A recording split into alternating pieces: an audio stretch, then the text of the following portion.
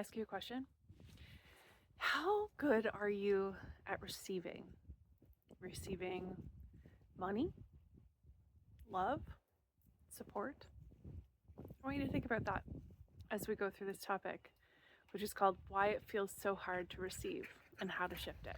Now, I'm in nature. I found a space. So before we get into the teaching of this, I want you to just be really grounded here, really present with what's coming up for you. So take a deep breath in through the nose, hold it for a moment, and out through the mouth. Just settle into your body. Feel the surface that you're sitting on or laying down on, and recognize that you are here. This moment is yours. And I want to invite you just to receive that. Because today we're talking about something that so many of us struggle with, and that is receiving. Now, I'm not just talking about receiving gifts or compliments, but receiving support, love, ease, letting ourselves be held. And if that feels uncomfortable, well, you're not alone. There's a reason why so many of us resist this, and I want to go into that. So a little story. I've been working with a client, and she just lost a parent a couple months ago. Now she's processed a lot of the loss and found closure, and yet the grief still feels huge to her, like a weight that she can't shake. And as we worked together, something kind of unexpected surfaced. This grief wasn't just about the recent loss. It was old, buried, and grief that had been kind of sitting in her body just waiting. Because when she was a kid, she lost her mom. And back then she had no one to teach her how to grieve. No one to hold her through it. And instead the family just kept moving forward. No feeling, just doing. No, I don't even think they talked about it. So that grief stayed with her, kind of tucked away, unprocessed. And now, decades later, as she's finally allowing herself to grieve her dad, everything's pouring out. Because emotions don't just disappear or evaporate because we don't have time to see them or hear them. They wait. And when we finally feel safe enough to feel them, they'll rise up. Sometimes all at once. So this is a big reason why receiving feels so hard. When we open ourselves up to love, support, comfort, we're also opening the door to all the places where we didn't receive it in the past. It can feel like too much, so instead of opening further to receive, we shut it down. Now, if you are a woman or a mother, receiving might be uncomfortable for a number of reasons.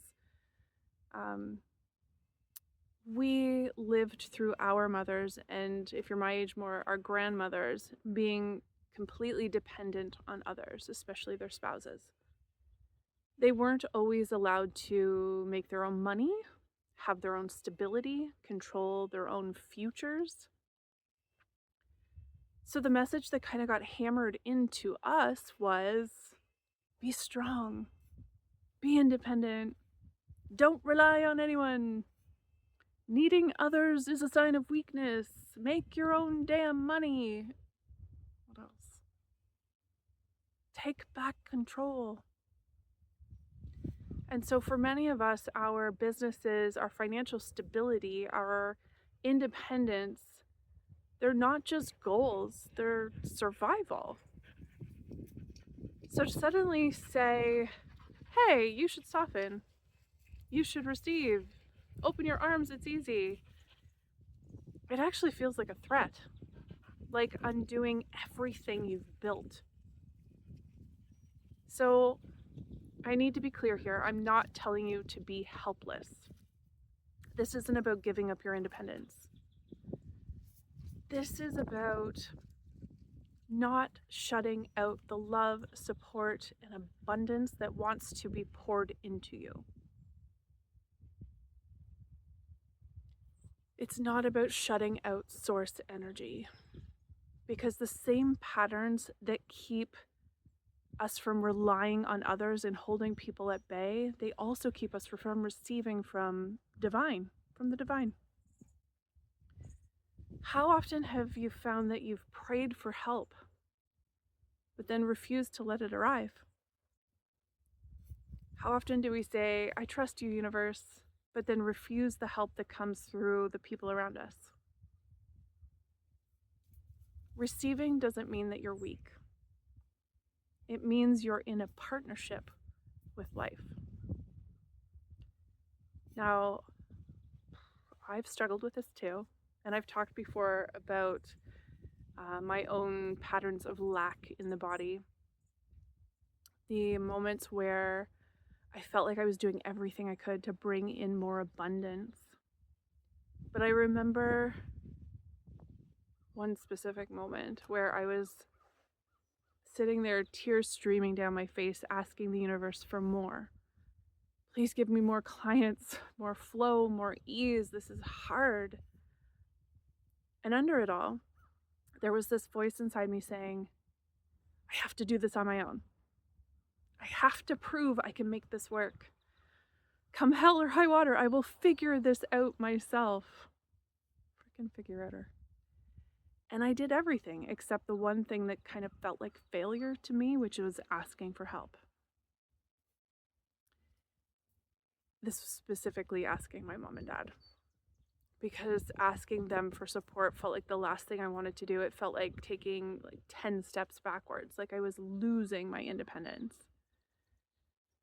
But when I finally let go of that ego, when I stopped gripping so tightly and then I asked them, I was supported in spades, without hesitation, without conditions. And I'm pretty sure my ego stepped back and I went, you suck, you failed.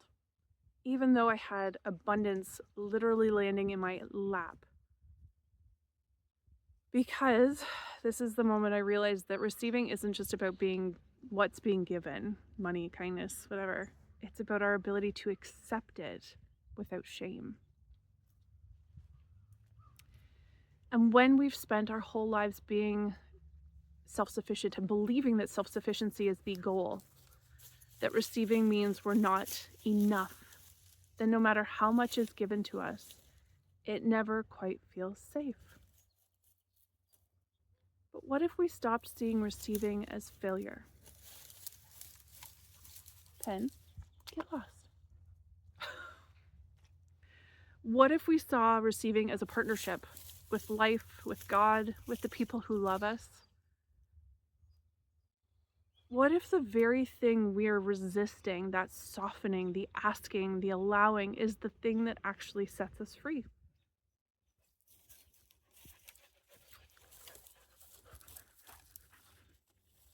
I kind of think we do this with healing, don't we? Our egos love to make healing really complicated. We tell ourselves that healing has to be hard work,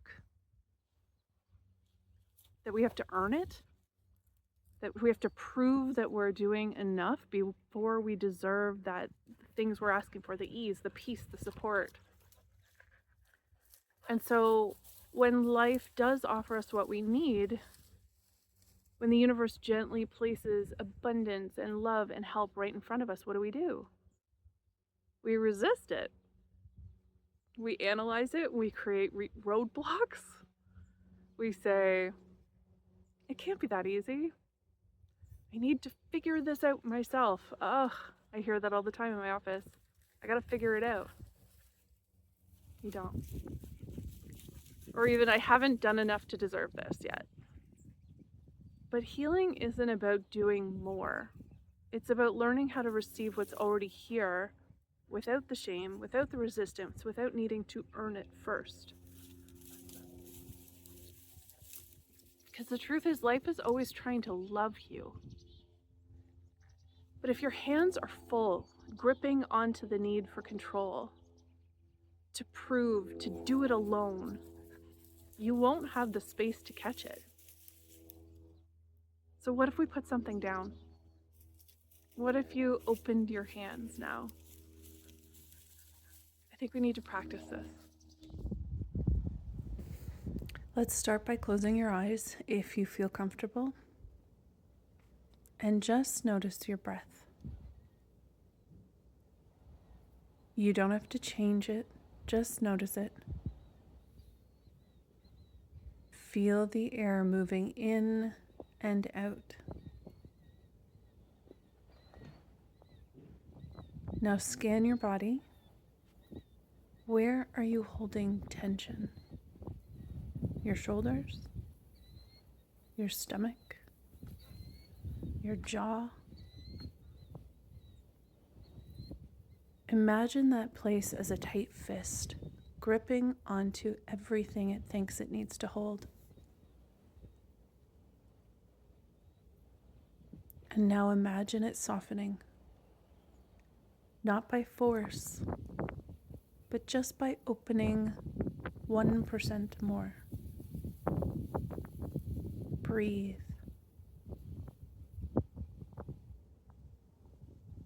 And now picture a color flowing toward you.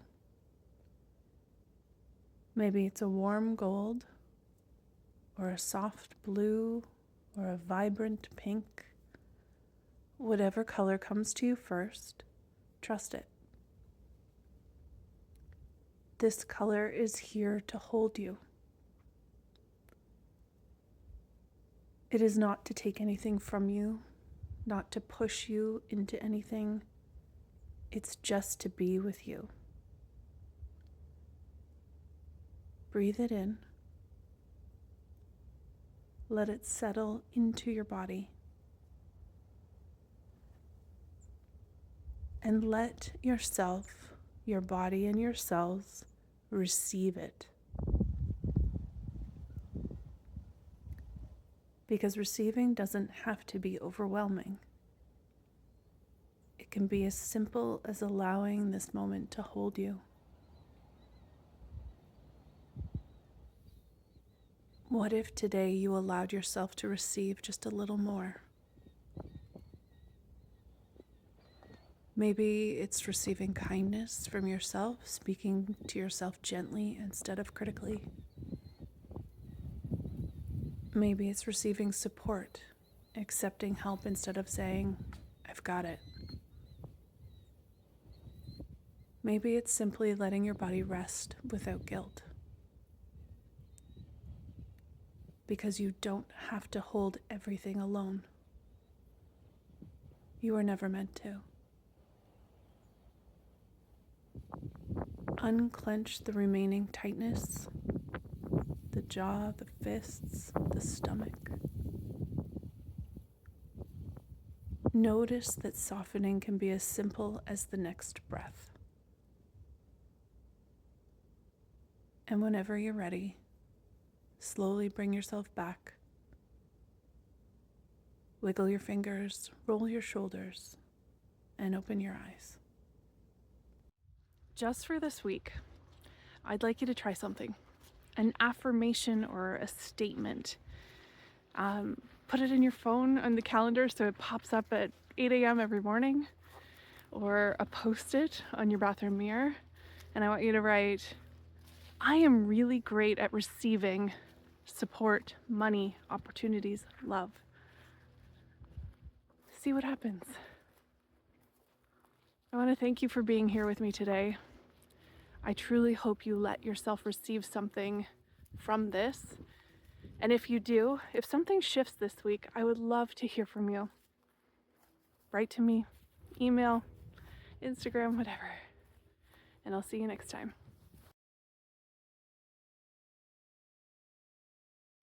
Recording was going great until I got interrupted by the dog pooping, the husband, and the son. So we're gonna try again somewhere else. As a loud. Okay. It's not the easiest to film this when he's here.